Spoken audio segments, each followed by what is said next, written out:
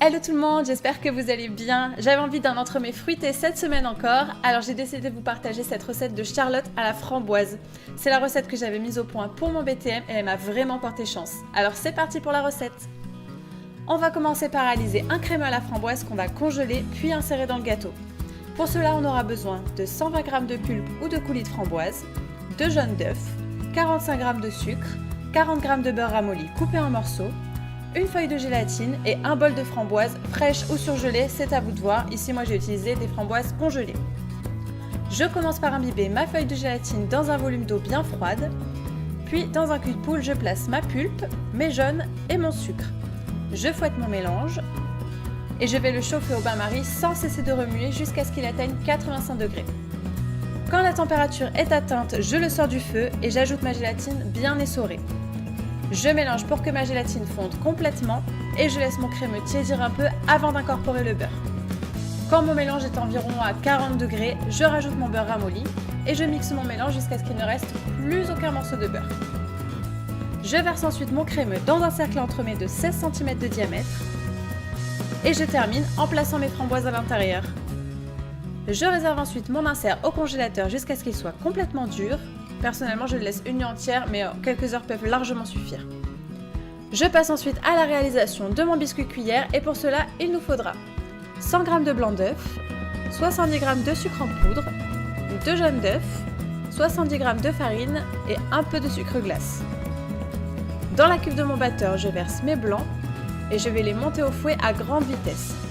Quand mes blancs commencent à être mousseux, je rajoute le sucre en plusieurs fois pour serrer mes blancs. Alors attention, les blancs ne doivent pas être trop montés, sinon votre biscuit risque de retomber. On arrête le batteur dès que les blancs forment un beau bec d'oiseau.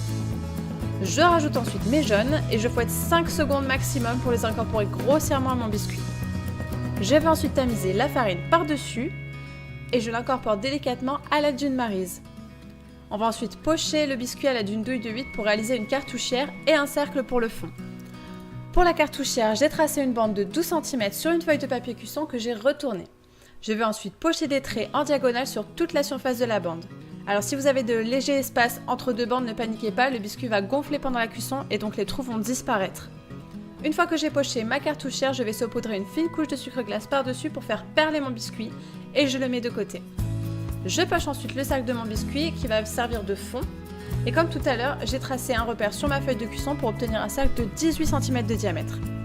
Je saupoudre de sucre glace sur mon biscuit, puis au bout de 10 minutes, je vais à nouveau recouvrir mes deux biscuits de sucre glace. Je les enfourne ensuite à 190 degrés pendant environ 7 minutes. Quand mes biscuits sont cuits, je les laisse refroidir tranquillement et quand ils sont bien froids, je les place dans mon cercle. Alors je commence par retourner ma cartouchière pour retirer facilement le papier cuisson sans la casser. Avec un couteau-scie, je vais ensuite la couper dans le sens de la largeur pour avoir deux bandes de 6 cm de hauteur. Je découpe ensuite les deux côtés pour qu'ils soient bien droits et je vais placer mes bandes dans un cercle entremets de 20 cm de diamètre. Je place la face bombée contre le cercle pour qu'elle soit bien visible une fois démoulée. Je vais ensuite placer ma deuxième bande de la même façon et avec des ciseaux, je vais découper l'excédent de biscuit.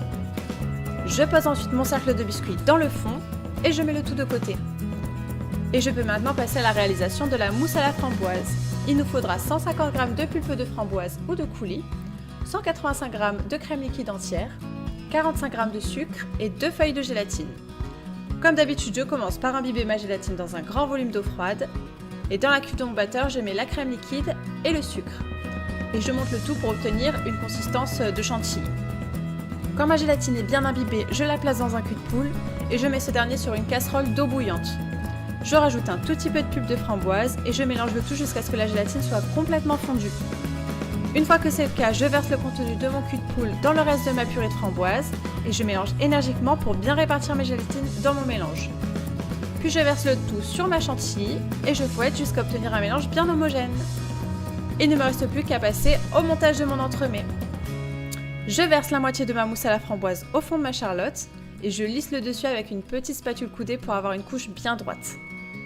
Puis je récupère mon insert au congélateur et je le place au-dessus de ma mousse en mettant les framboises vers le bas. Je recouvre mon insert avec le reste de ma mousse et je la lisse avec ma spatule.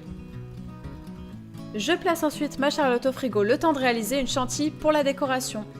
Pour cela, il nous faudra 200 g de crème liquide entière et 20 g de sucre en poudre. Je place le tout dans la cuve de mon batteur et je fouette mon mélange jusqu'à ce qu'il prenne la consistance d'une chantilly. Je la place dans une poche munie d'une douille Saint-Honoré et je passe à la décoration de ma charlotte. Je commence par étaler une fine couche de chantilly sur toute ma charlotte pour éviter qu'on ne voit la mousse en dessous.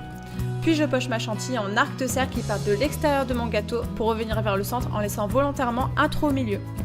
Alors évidemment ma carte mémoire m'a lâché pendant la déco, donc j'ai simplement fini en remplissant le trou que j'avais laissé au centre avec des framboises et des myrtilles en réalisant un petit dôme de fruits. J'ai ensuite placé 2 fraises entières pour donner du volume et j'ai noué un ruban autour de mon biscuit pour donner un peu de couleur à mon gâteau. Et voilà le résultat, cette charlotte est juste à tomber par terre et elle a fait l'unanimité auprès du jury pour mon BTM. Alors testez-la et donnez-moi votre avis. J'espère que cette recette vous a plu, n'hésitez pas à vous abonner à ma chaîne si ce n'est pas déjà fait et à cliquer sur la petite cloche pour ne rater aucune de mes prochaines vidéos.